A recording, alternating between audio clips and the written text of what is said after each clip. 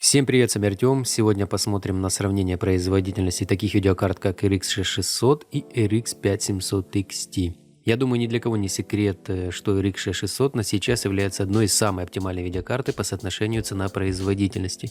Я рекомендую ее покупать новой. На нее сейчас такой хайп, что на БУ местами еще и дороже продается.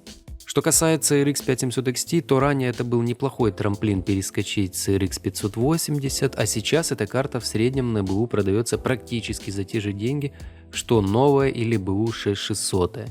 И уже таким легким и безболезненным переходом данную манипуляцию не назвать, когда еще на горизонте маячат та же 6600 или 6600 XT. По крайней мере, относительную производительность первой мы сегодня и посмотрим. Как можно видеть в GPU-Z, интерфейс у карты 6600 PCI-Express 8 4 ревизии. Благо, данная характеристика не вредит производительности на интерфейсах PCI-Express 16 3 ревизии на старых системах. Чего не скажешь на видеокартах RX 6500 и ниже. На них еще в 2 раза урезаны линии, если установить карту PCI-Express 16 3 ревизии, ситуация будет плачевная. Сегодня у нас в связке с данными видеокартами будет также очень неплохой процессор Ryzen 5 5600 на рабочей частоте 4,5 ГГц. Этот процессор очень хорошо сочетается в экономическом соображении с видеокартой RX 6600.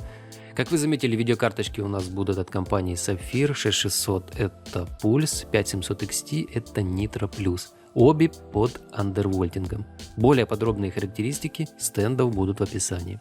Захват видеоряда осуществляется с помощью устройств видеозахвата на отдельном компьютере. На диаграммах будет результат чистого прогона бенчмарка FPS без оверлея. Настройки максимально возможны, не превышающие 8 ГБ видеопамяти, разрешение Full HD. В конце еще немного результатов по синтетике. Пока не начали, напомню вам за мой сайт, там много полезной информации, текстовые варианты обзоров с диаграммами, инструкции, спецификации плат, процессоров, софт, отборный каталог комплектующих с AliExpress. Также есть форум, где можно обсудить все возможные проблемы плат на LGA 2011 и пути их обхода. Заходим, не стесняемся.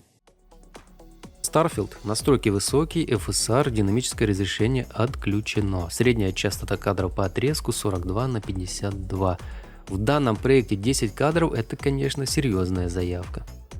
По потреблению 6600 в исполнении Pulse ограничено отметкой в 100 Вт, но этот порог тут не достигается.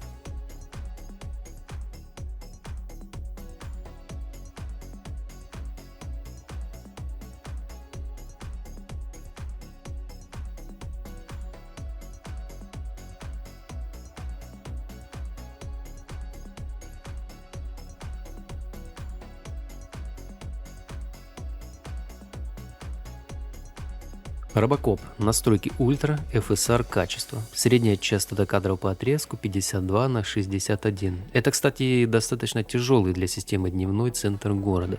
Поначалу казалась простенькая игра, но по ходу прохождения приходит понимание, что графика очень даже ничего.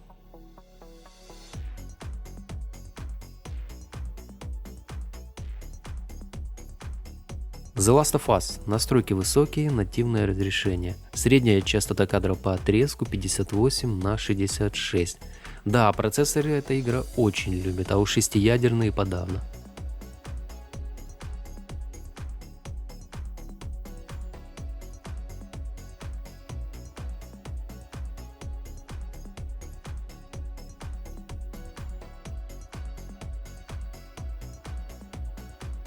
Watch Dogs Legion. Настройки ультра, средняя частота по бенчмарку 63/75.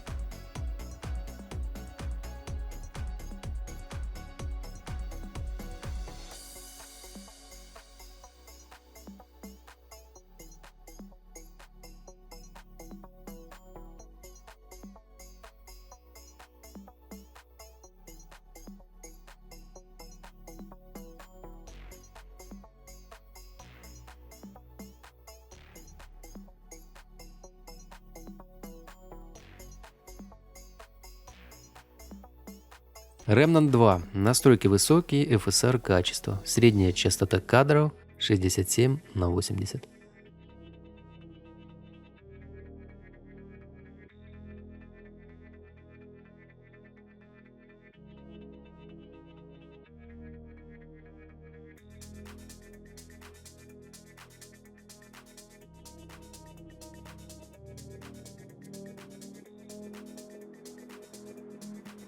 Киберпанк. Настройки ультра, FSR качество. Средняя частота по бенчмарку 73/86. Версия игры 2.11. Клиент Epic.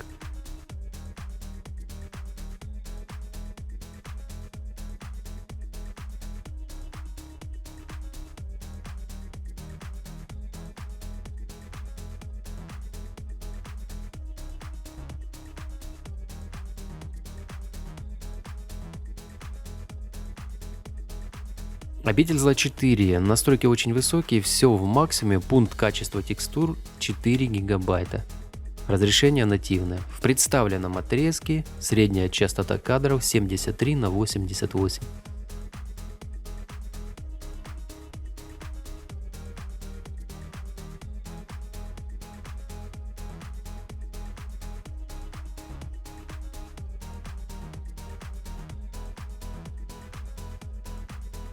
Valhalla. Настройки ультра, средняя частота по бенчмарку 75/89.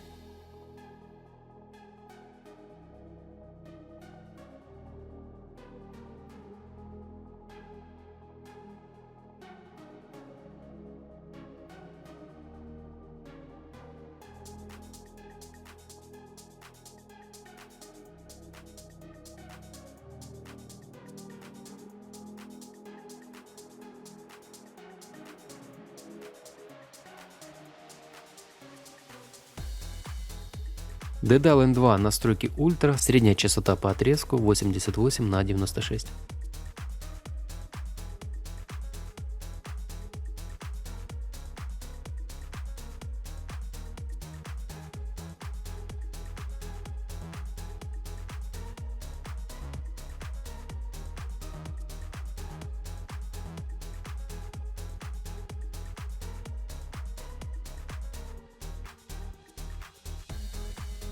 Far Cry 6. Настройки ультра, средняя частота по бенчмарку 98/109.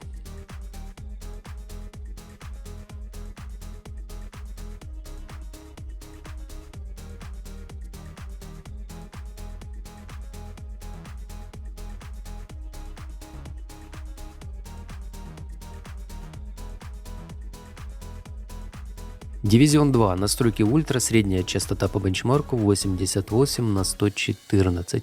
Именно из-за этого проекта очень нудно играть в Far Cry 6. Если кто хочет осилить эти две игры, советую начинать именно со второй. С огромным удовольствием в свое время прошел Far Cry 3, но играя сейчас в шестерку, по ходу ничего кроме графики и не изменилось.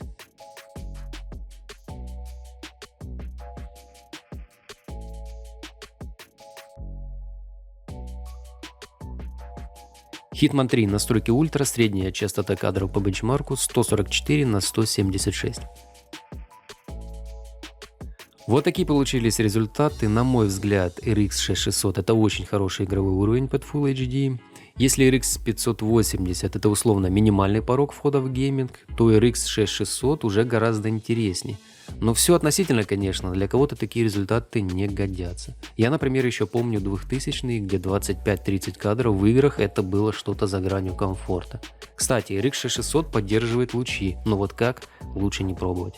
Несмотря на небольшую разницу в производительности, RX 5700 XT гораздо горячее и прихотливо к корпусу, так как если закрыть его в глухой дешевый корпус, получится шумная баня для всех остальных комплектующих. Андервольтинг для нее просто необходим. Альтернатива зеленых по производительности это около RTX 2070 Super из БУ и RTX 3060 из нового.